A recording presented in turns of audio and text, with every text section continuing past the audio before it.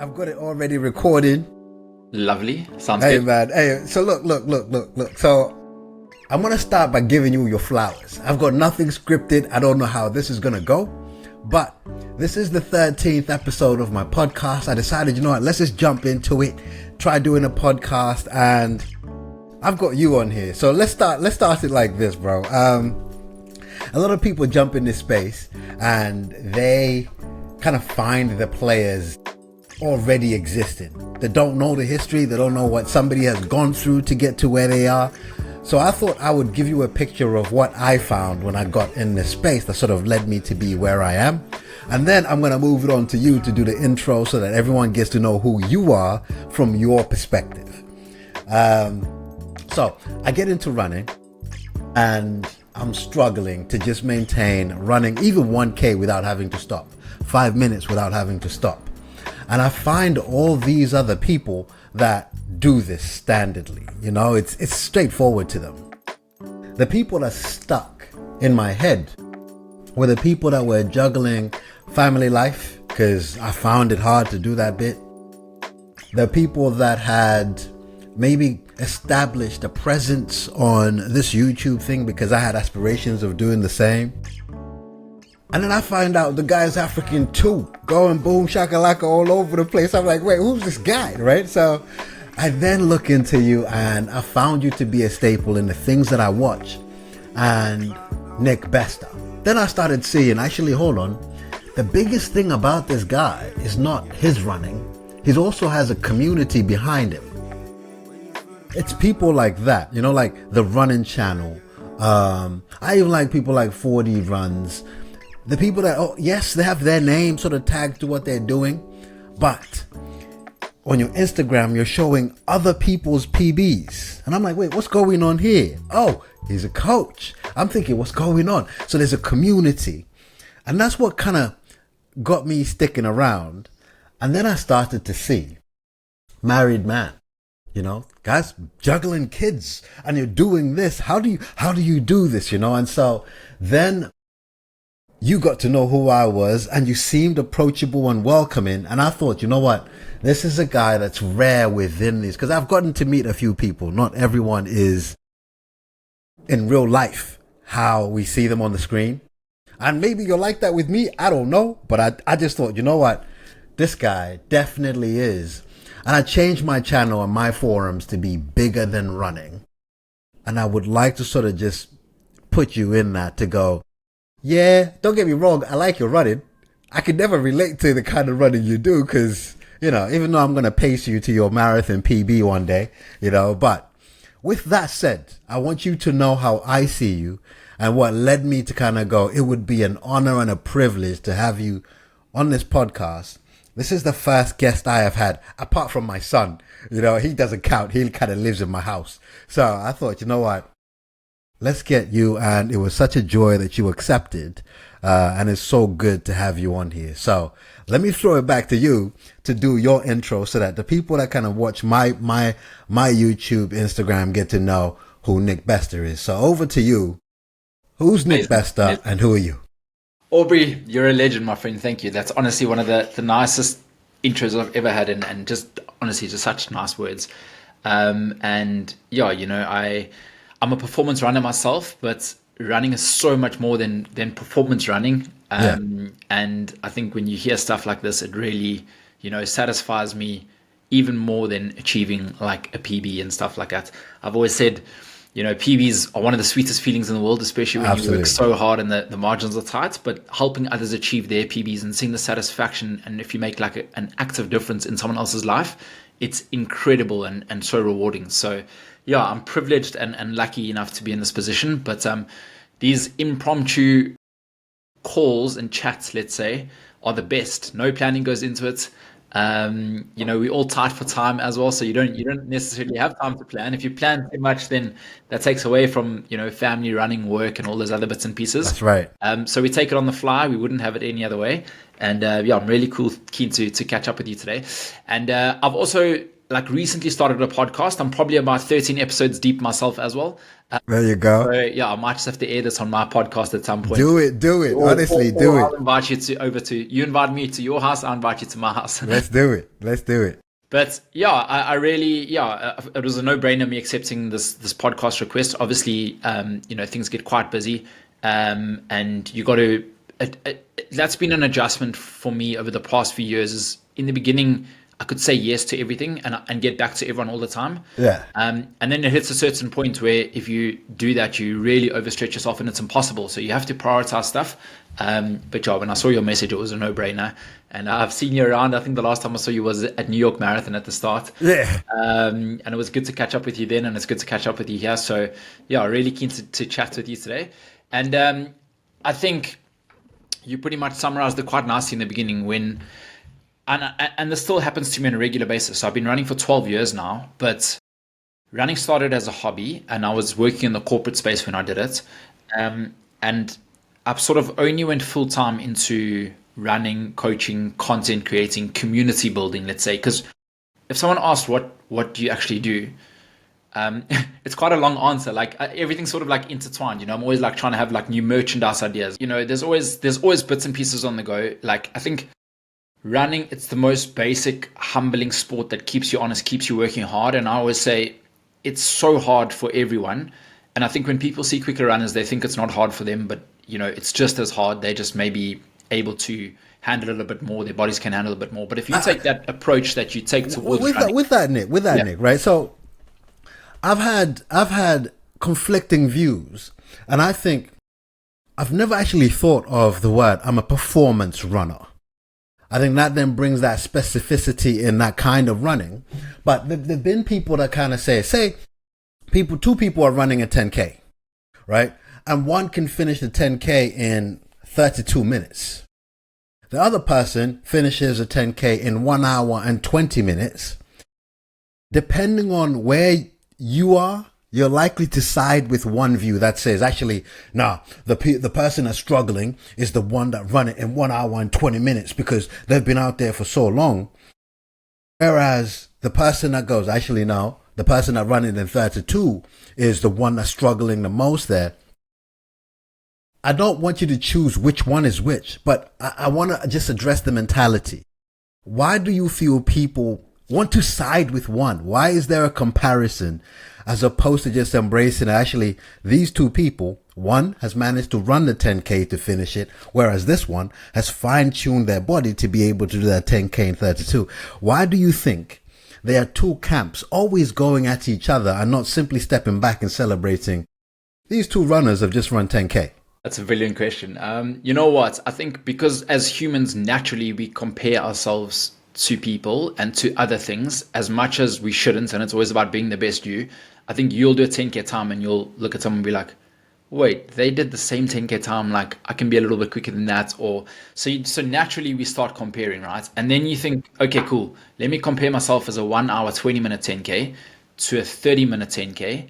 Like, if we had to compare who is actually working harder, and I guarantee you, if you ask the 30-minute 10K person, they'll say that it's much harder for them. Yeah. And if you ask the 1 hour 10 person, they'll say it's way harder. Like we out there for longer, it's harder. Whereas the 30-minute 10K is like full sending it, in the pain care from the start, their body can just handle it a little bit more. So I think almost people are working equally, just as hard. But yeah, it's only naturally human to compare. But what I would say is when you look at something like the marathon distance and when it's a warm day like London, I think people out there for maybe, 5-6 hours, it's probably tougher for them than people out there for, 2.5 hours. Even though they're hurting more for 2.5 hours, I'd rather hurt more for 2.5 hours than prolong, the pain over a 6-hour period. So I think sort of like as the distance goes on, the longer you're out there, then the progressively harder it gets almost. But it all comes down to, training your body, conditioning your body, and getting into a position. Like, how long have you been doing this? So I've been running for 12 years. 12 years and, pretty much hammering my body with structure week in, week out. Yeah. And it's quite nice. I feel like I'm not near or I'm close to my peak, but I'm still going to peak. So, it's quite a cool feeling. But yeah, just trying hard every week. Yeah, I hear you, and I think I followed your journey from when you go into these marathons. I think the first one, I want to say, I might get this wrong. I want to say is Berlin. First Adidas logo shaved into your head. I think it was colored hair. I want to say that was it.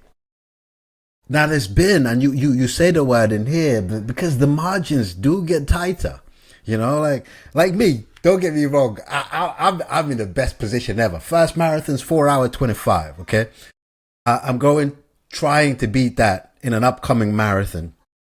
But compared to you, I've got a bit of a margin to play with.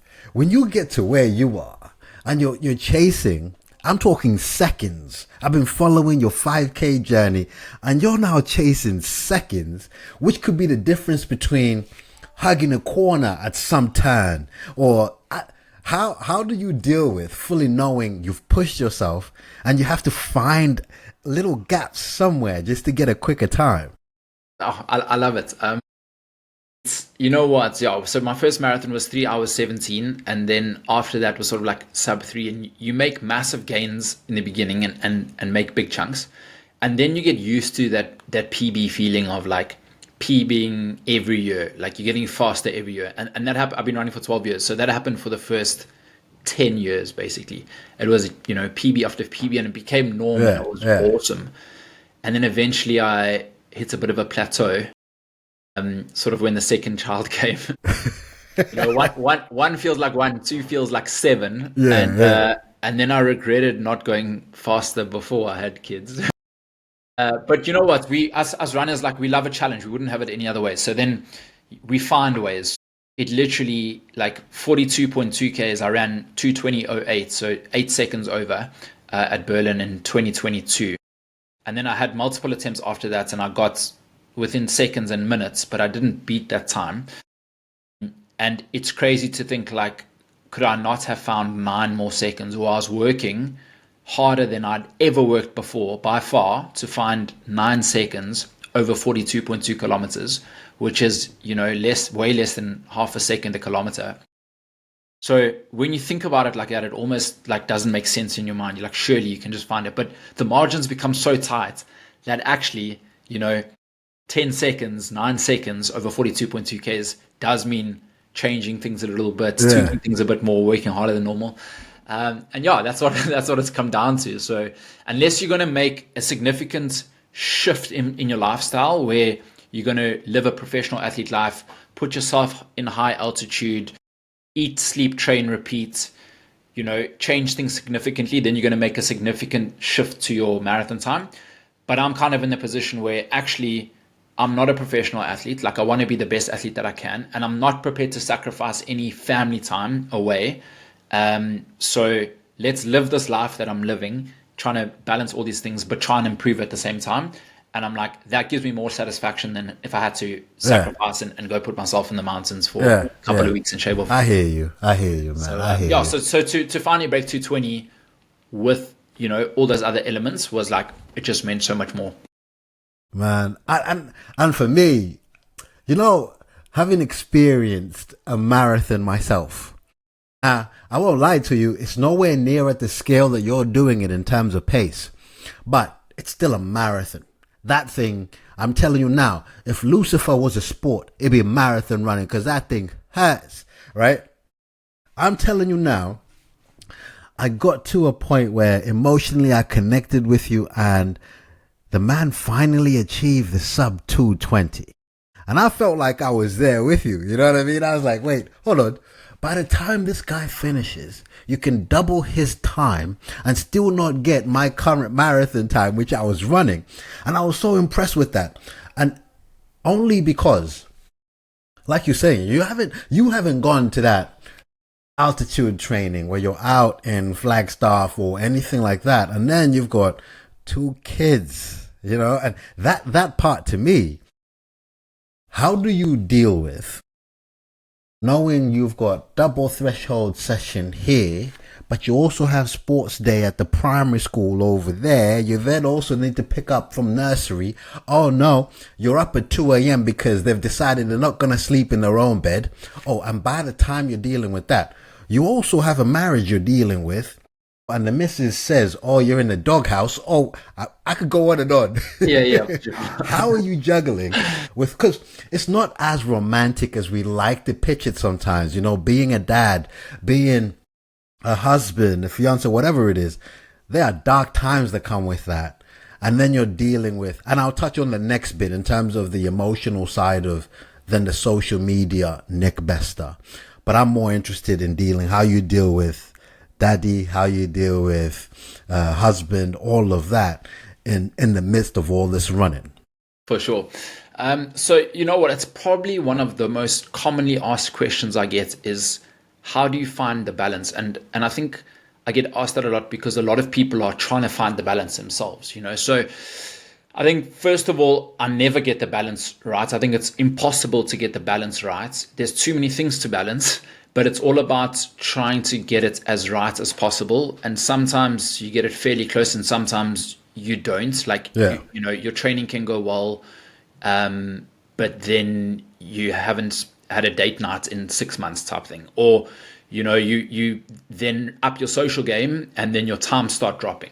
Or the kids get sick where they go through a nursery phase where, they're bringing home illness and they're waking up in the morning and then your times are dropping, but then you drop the ball on your business because you're trying to force times and stuff like that. So yeah, honestly, it's super, super hard. There's no sugarcoating it or saying it any other way. And I think a lot of people it's not just for me, it's like that for a lot of people. I think one thing that I'm very fortunate about, like, okay, yes, you obviously have to get, there's a bit of luck in life, but you sort of like almost make your own luck. And I think I'm in a position now where I can work on my own terms. And for me, and I've always made this very clear, is that family will always come first above everything else. I'm very, very, very strong on that. So when the kids get home from nursery between sort of 5 and 7, I'm very present, phone away. As we know in our worlds with social media and stuff, like you can be on your phone literally the whole day and just get swamped into it. So I really try and prioritize that. And then I try and not sacrifice in my training as well. So, once I've dropped the kids off at nursery, it's like, okay, boom, hour and a half, 2 hours of training type thing. Now, I've recently got a new coach. It's like double sessions here and stuff. So it's sort of like finding times later on. But then that does mean like that I'm hustling, right? So when the kids go down after 7, I'm coming back to my desk. I'm working for an hour and a half, 2 hours sometimes. You're hustling before, you're hustling afterwards. I love it because I'm passionate about what I do. I love helping people, and that certainly makes it easier. I think if I wasn't, there's no ways I would be able to.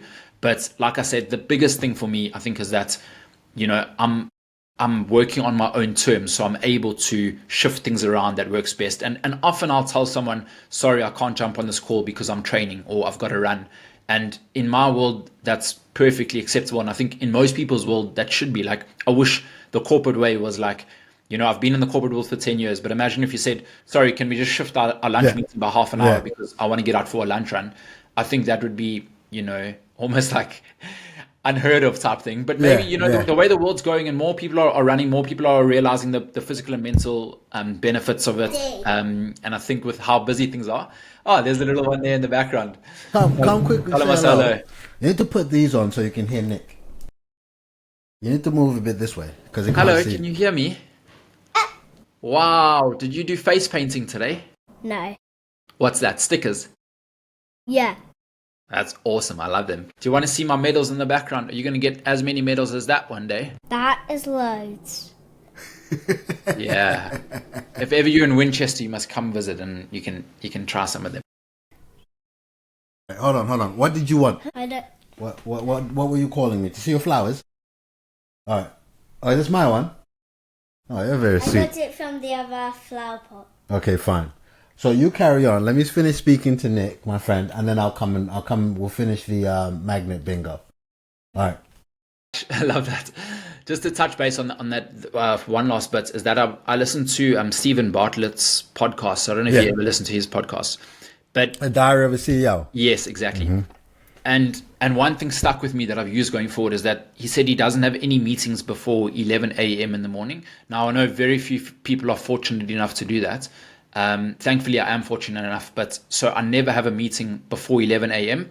And I find that it really sets me up nicely for the day. I've dropped the kids off at school. I've done my session. I've got through the important bits of work. You're on the front foot for the day. And then it's like, okay, cool. Now you can handle what the day throws at I you. like So, that. yeah, that's like a sort of like philosophy that I've adapted into my daily routine. And it's made a really big difference. I like that, man. And I think like an example of what just happened right now is what I'm talking about. I think it's when you embrace it. There was a time when I started doing this YouTube thing. I would start recording some stuff. Like, oh, daddy, like, oh, wait, I'm doing this. And then I embraced it. And then I thought, you know what? Just throw these kids into the content. If they want to disturb, let them be part of it. One thing I want to touch on, and please don't let me forget the new coach bit. There is a beauty and a humility when a coach who is a stupidly fast runner then gets a coach themselves. I want to touch on that bit. But first, all right. But please put it back, because if mommy sees that, you're going to be in trouble. The one bit I wanted to touch on, might take a serious tone here. I came this close to stopping the YouTube, Instagram, this running thing, when I announced that I had been offered a Boston place. The people that feel they own this sport said, I don't know how you're even going there. You can't run a BQ. You shouldn't be there. We've been trying and da da da da da. Now, I always try and be balanced and play devil's advocate and go, I will always empathize with people that hold such views, because actually they've been busting their butt for 8 years for a BQ time and haven't. There comes me, who they see as just an influencer who just does videos, and what you get an invite for. They won't necessarily see what I've put into getting such an outcome. But there is an elitist side. There is a toxicity on social media. And I'm going to be open and honest enough in saying I've been on your platforms where people have said certain things will be trolls, or you go to a Reddit forum where they will speak badly of you, not fully understanding the sacrifices, the time, blood and sweat you put in. For them, it's just yet another video. Oh, it's another running influencer. Whilst you've addressed it perfectly in terms of how you deal with that family commitment and how you deal with that, I want to just approach and sort of tap into, maybe advise me, as opposed to just maybe a chat on a podcast. How can I deal with people that break through my armadillo skin? Because I know this stuff is going to come. I think I'm resilient. I've dealt with a lot of things in my life. How do I deal with those? How do you deal with that toxicity, that negativity that breaks through your tough skin? Very, very well said. I think, you know what, like, you, first of all, I think people need to almost thank you for putting yourself out there, because it's never easy, and you do it so naturally, and the way you just carry on, whilst looking after kids and with training, it keeps it very real, and it's great to see. And yeah, like you mentioned earlier, a lot of people on social media are very different sometimes in real life to how you see them. But yeah, you're the exact same person, which I highly value. And whether I'm chatting to you on a podcast, seeing you in real life, or you're doing a YouTube channel or sort of brand work, you're the exact same person. So thanks for that, and always stay like that. But yeah, you know what? We live in a world where it's so easy for trolls to hide behind things, and it's almost like entertaining for a lot of people. I've sort of got a few philosophies that I use, once again, that's helped me, but like, I can relate where it's not always easy, for sure, and some of this, you can see 100 good things but one or two bad things, and those are the bad things that stick with you, and they Correct. boil your blood, because you're just like, how could someone think about this? But they obviously don't understand you. And I think one thing is that I've always tried to never ever give trolls recognition, because there's no point. It's someone hiding behind something, or even if it's not, if they're not your number one supporters or don't support you, you're wasting your time and effort. Number two, is I never go on running forums or forums where they try and slate influencers and stuff like that. People don't go on there to say nice things about people. Correct. And life's busy enough as is. I feel like maybe if you had to do that regularly, it might affect the way that you deliver your content and stuff like that. So anyways, the main thing that I focus on that helps me is always trying to look at the positives. Like, Yeah. see those positive comments, value those positive things. When you're seeing like you inspiring someone, or someone's actually improved their times and in turn their life because they running better than what they were before. They've now started running because of a YouTube video you stumbled across. Like, you've made an active difference in someone's life. Start to look at those. And, I always say, as long as it's sort of like less than 10% of the bad stuff and like 90% of the good stuff, then you're doing the right thing. And, as long as as long as you just keep trying your hardest, look at the good stuff. But, in your case, it's tricky because I get that for a race like Boston, you can't just qualify in general. You have to, unless you pay a lot of money. Money does talk at the end of the day, but you've Right. obviously got to Boston qualify, and that's a whole thing. Like, people need to earn it type thing. There's such a big part that social media and content is so much harder in many ways than performance running. And I feel like as time goes on, the world is valuing that slightly more and more and more. And a good example is I'm supported by Adidas, which I'm incredibly grateful for. They support me, they support my community, Best Athletics, and they support a lot of stuff I do, like the race series and stuff like that. But they support me as a creator, let's say. They don't support me as a professional athlete. I'm not a professional athlete. I'm 10, 12 minutes marathon time off a professional athletes. But I think brands are starting to value, and if you look at like, on supporting Philly and stuff like that, brands are really starting to value actually the influence that maybe a creator could have on other people Right. versus a full-time athlete.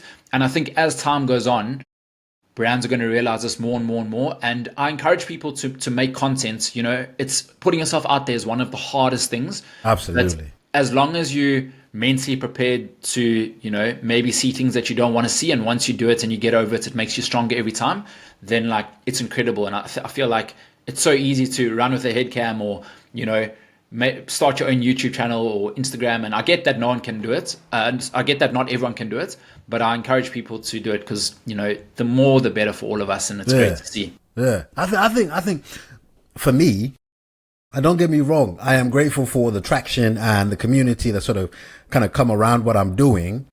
It got me really scared because I was like, you know what, I can't wait to get my channel to this level, to that level. But then I realized that the higher it does get, the more eyes are on you, and therefore more of these trolls, user JX222X21, who doesn't have their real name, their real picture on there, can feel the want to say whatever. And I kind of empathize and I feel for you because the scale that you guys are doing what you're doing on, there'll be people even where you're actually aspiring, I'm going to go break 220. There's people going, yeah, nah, it's not. You know what I mean? And I just felt like I celebrated with you because you did it. And it's trying, I guess the best way I can put it, I found myself sometimes doing things to prove these trolls wrong, when in fact, as you've put it, I could have been doing it to prove the 90% right. And that's where I've kind of switched my mindset too, to go, actually, you know what?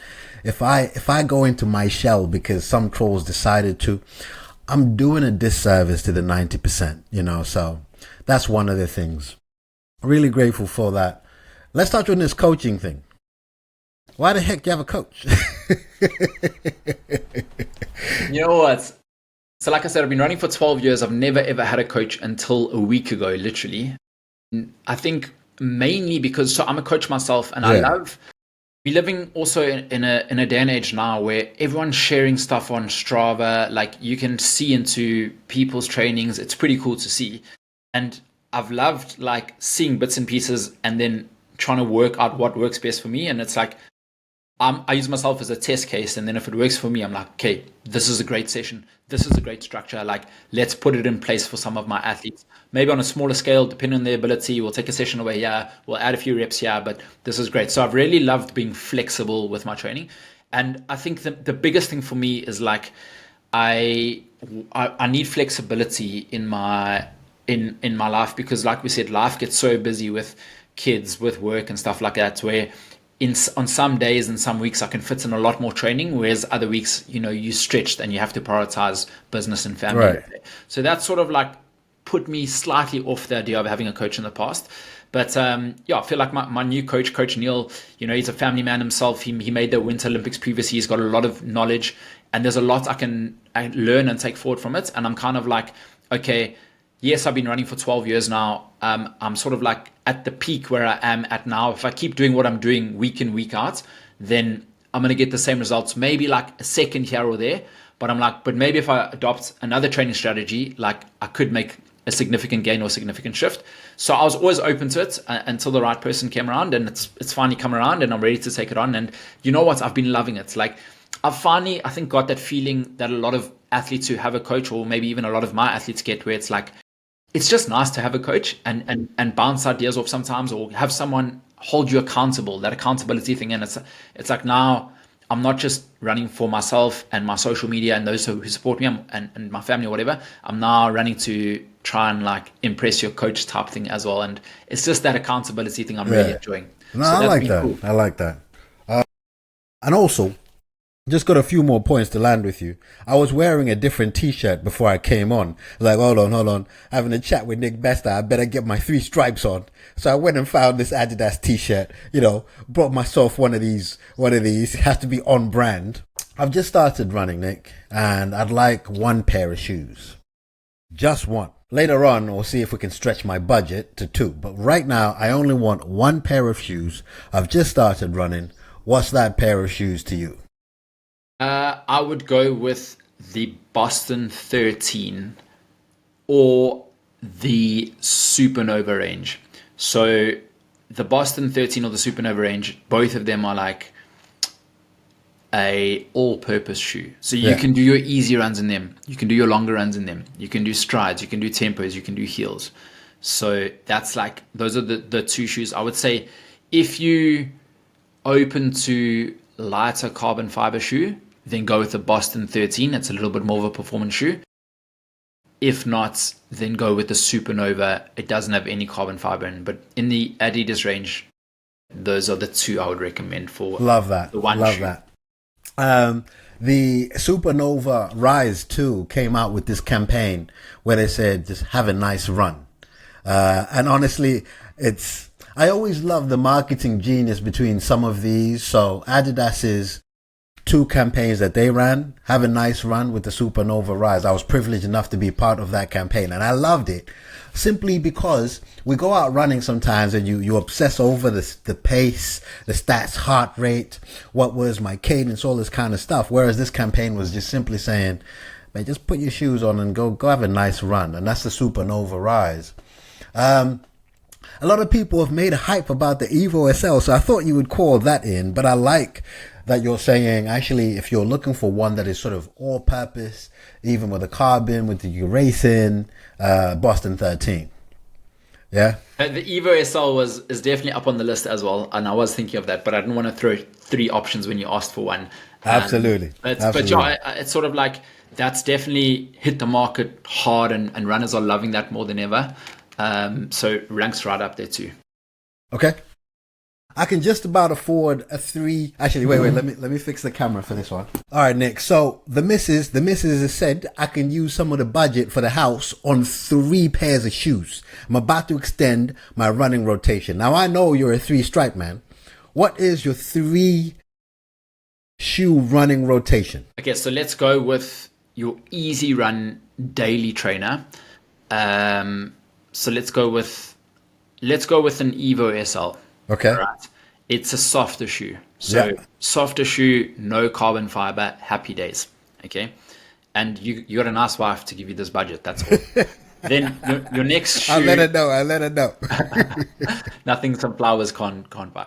Then your next shoe you're looking for is the Boston 13. It's an all-purpose shoe. It's a comfortable shoe, but it's slightly harder than the Evo SL. Some people prefer slightly harder, especially if the surface is a little bit softer. It does give you good reaction, and it's sort of like gives you maybe a little bit more kick. You can go longer. So easy, shorter, everyday Evo SL. Slightly longer, slightly more performance. then you're going to look at your Boston 13. And then your final shoe is going to be the Pro 4, because that's like when you put that on, it's business time. If you're racing, that's your racing shoe. If you're doing, bigger sessions or speedy interval sessions, you can use that shoe as well. So those are your 3 shoes that you need. There you go. There you go. I might wait till it's Valentine's, get her something nice before we can even talk about the Pro Evo. For now, let's leave the Pro Evo out. The Pro Evo's like maybe propose to a girlfriend first. When she says yes, then you could go buy the Pro Evo. She won't make a fuss about it. Yeah, Pro Evo is more than just Valentine's Day. I feel like that's even bigger than wedding gift day. That's like maybe if it's your 30th or 40th birthday, that's when you land that bad boy. Wait for a proposal or wait for a wedding anniversary to then get the Pro Evo. Yeah. All right, my man. So last question before I let you go. I pride my channel for just everyday people. But I really like this phrase you've brought into my thinking of performance running. But because I don't necessarily think performance running means a faster time, I think it's just a mindset as to what you're doing in terms of your running. However, the people that sort of resonate and watch my channel will run their 5Ks maybe in 35 minutes, 40 minutes. Will run their 10Ks and celebrate it if they can do it sub 1 hour. Let's speak to the people that have just started running, or they used to run before and they're trying to get back into it. Running to them is a release. Running to them is something they just enjoy doing. They don't hinge a lot of metrics onto it or a lot of maybe critical success factors within their life to it. What's your advice to people like that? Let's start with the person that's just started running. What's your advice to get that person in love with this sport?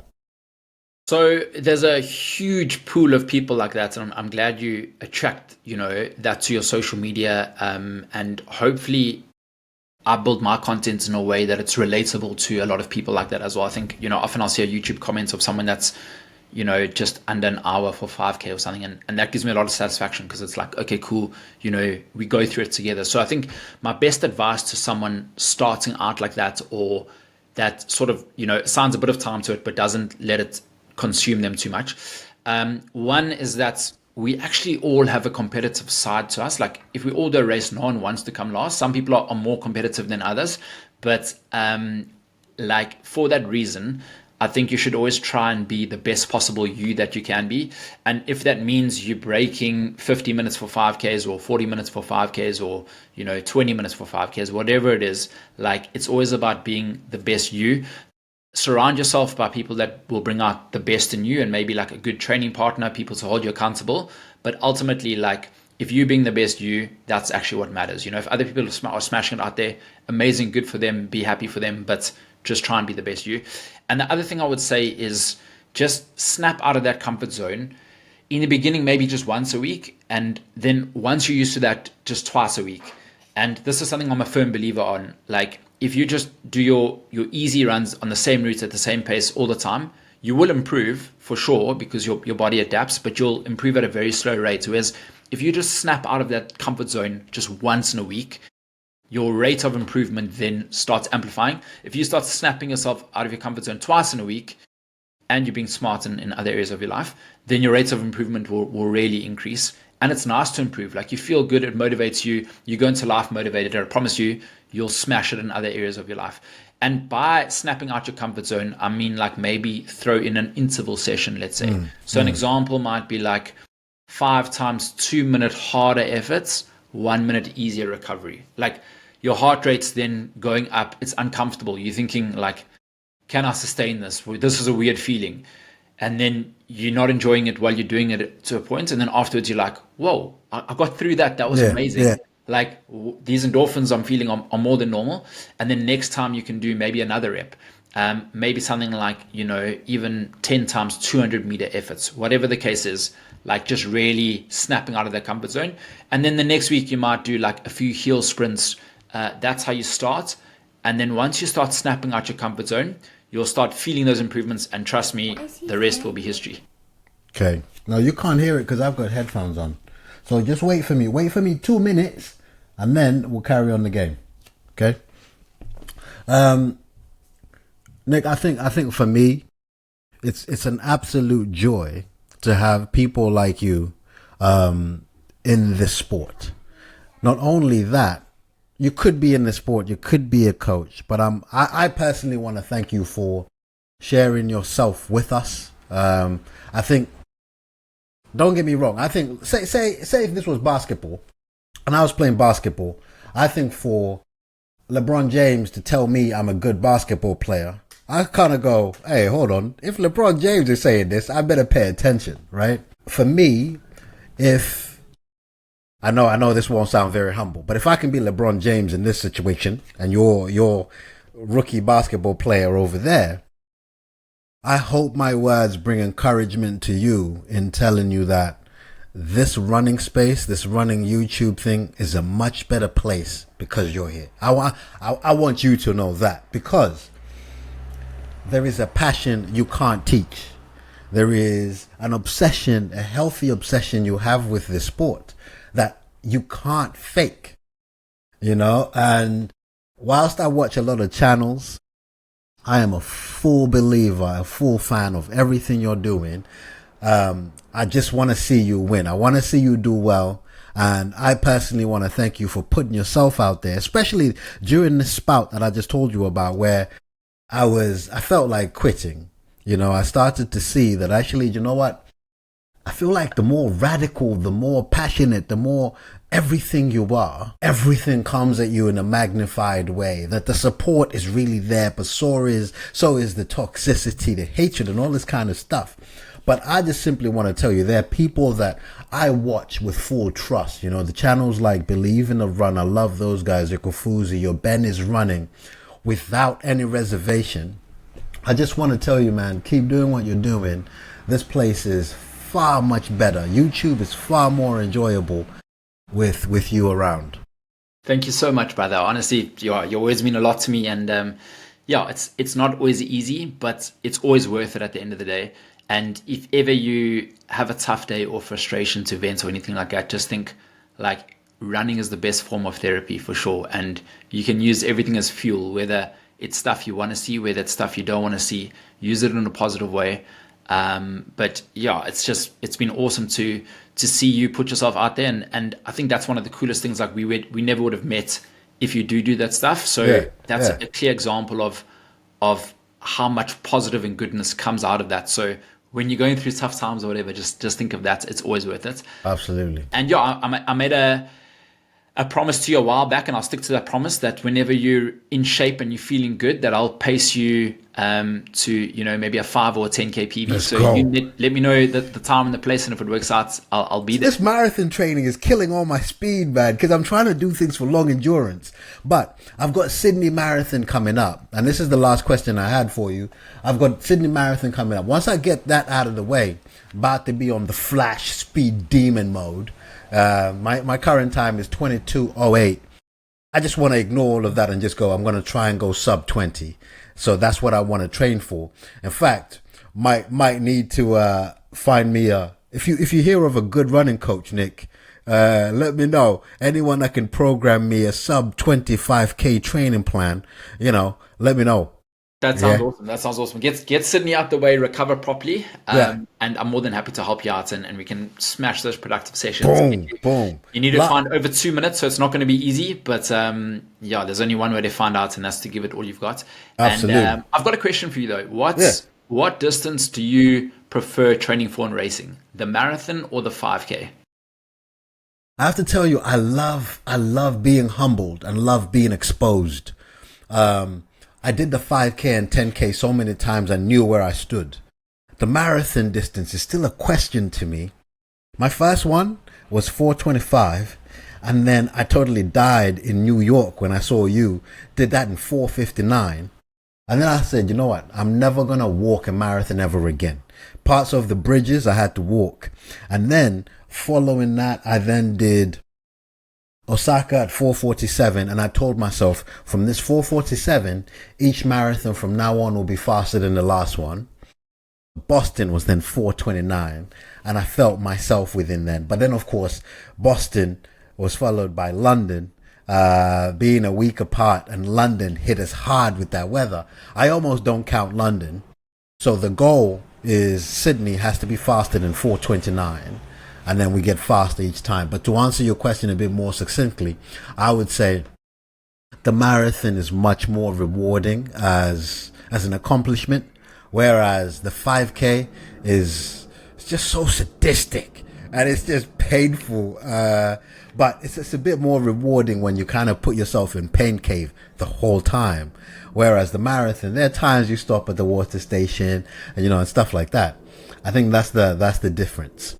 The question I have for you, which was my last one, what's next? Thanks for sharing that with us. I know like a few people actually prefer racing marathon distance over 5K. Like some people, it hurts like crazy, but I've actually really been enjoying 5Ks more than ever. And it's a lot less risky. Like if you have a bad 5K, you recover quickly, you go again.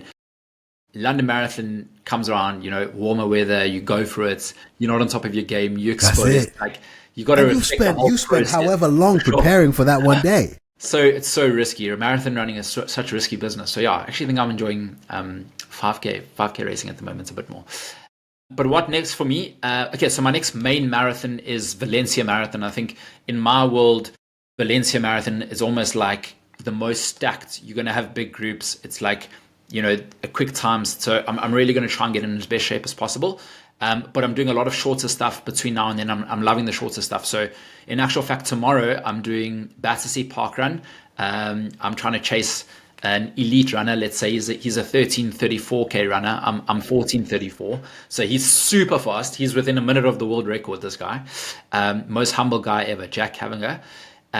So I'll stick with him for as long as possible. And that's the beauty of parkrun. It's like, if you want to go hard, you can go hard. If you want to go easy, you can go easy. But it's for everyone. And, as long as everyone's having fun and not getting in each other's ways too much, then that's all good. So I'm doing that tomorrow. And then I've got the Sarconi London 10K that I actually want to try and really get into, put a good shift in, especially if it's decent conditions. So that's in 2 weeks' time from making this podcast. And then I've got an entry for the big half, and then I've got Valencia Marathon, a couple of shorter ones in between, but those are the main ones. Wait, come sit with me while we're about to finish. Right, I'll take this off so you can also hear Nick. Can you hear us okay, Nick? Yes, perfectly. All right, perfect. Cool. Yeah. So Saucony 10K, big half, Valencia Marathon. Those are sort of like some of the main upcoming ones. And then just spreading out the 5Ks in between. Yeah, exactly. Perfect. Couple of 5s, couple of 10s. There's a chance that I may do Warsaw Marathon in Poland. I got like a pretty cool brand deal, let's say. Okay. So yeah, it's a cool experience, and you live life once. So these sort of brand deals, sometimes you've got to just say yes and jump on them. So yeah, it seems like a cool opportunity. I've never been before, so I might take that up. I've done something special. So Olivia also did park run 2 times, didn't you? Yeah. So we might see you. Josiah did his first one, so we might see Nick at Battersea, depending on if we can get up in time. Come and watch you out there. Come along, it'll be awesome. That's it. Nick, the last thing is, just want to say thank you, man. I know time is limited, especially when we're as busy as we are. So from the bottom of my heart, in addition to the words I said, just massively grateful, sir, to just spend time with you and for you to make time for me. Pleasure, brother. Thank you for having me on your podcast. Keep smashing the content and social media, and good luck for your upcoming marathon. And I can't wait to pace you in a race coming. I'm backing you to do sub 20. We'll get you there. Let's go. Olivia, say bye to Nick, please. Bye. Bye, Olivia. Maybe see you at Battersea Park Run if you wake up in the morning. You're gonna go to park run tomorrow? Yeah? Yeah. You can if you want. If you come, I promise you, then you can either have breakfast or drink on me. That's a deal. Ooh. What do you want for ice breakfast? cream. There's a nice ice cream van there. Oh, I said you can have ice cream. Do you want ice cream tomorrow? Alright, fine. Alright, so a pleasure, and thank you once again. Pleasure, brother. Cool. Have a good one. Cheers. Cheers, Aubrey. Bye-bye. Bye.